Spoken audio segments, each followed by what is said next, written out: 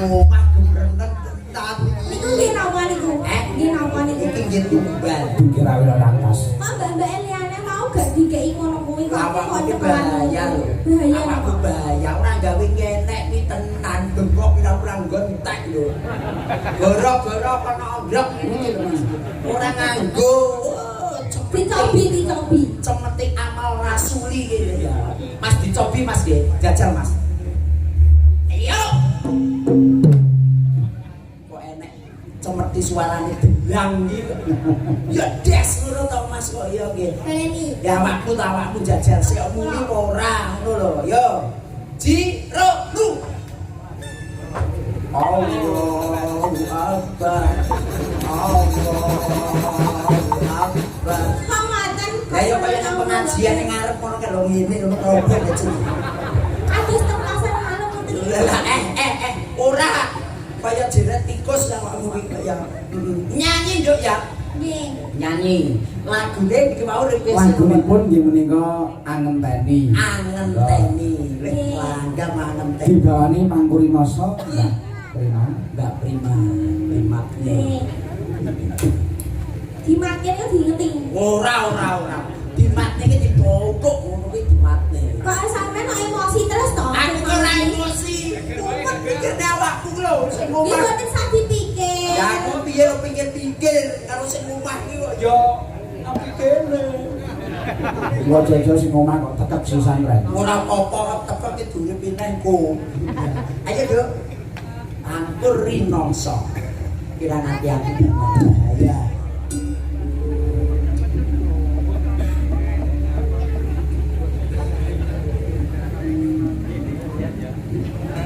Monggo tingtingane Pak D, Mbak pembimbingan kuli saya ganteng.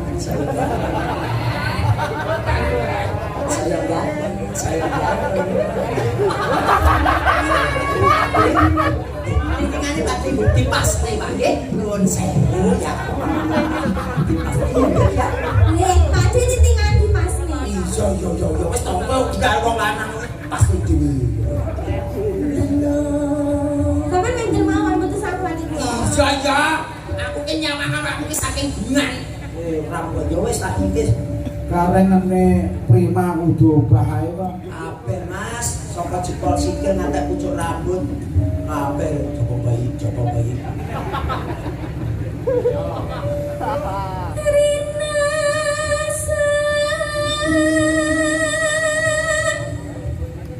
Saya karasa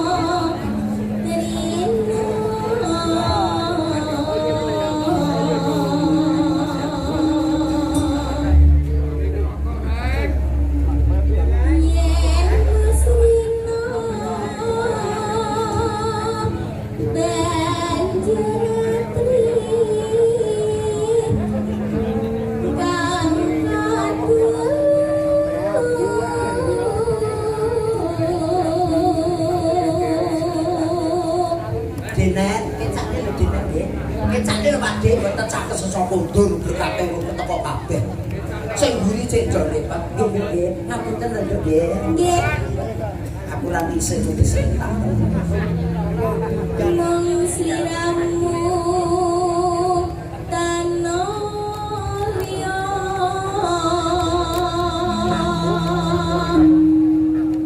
dak terus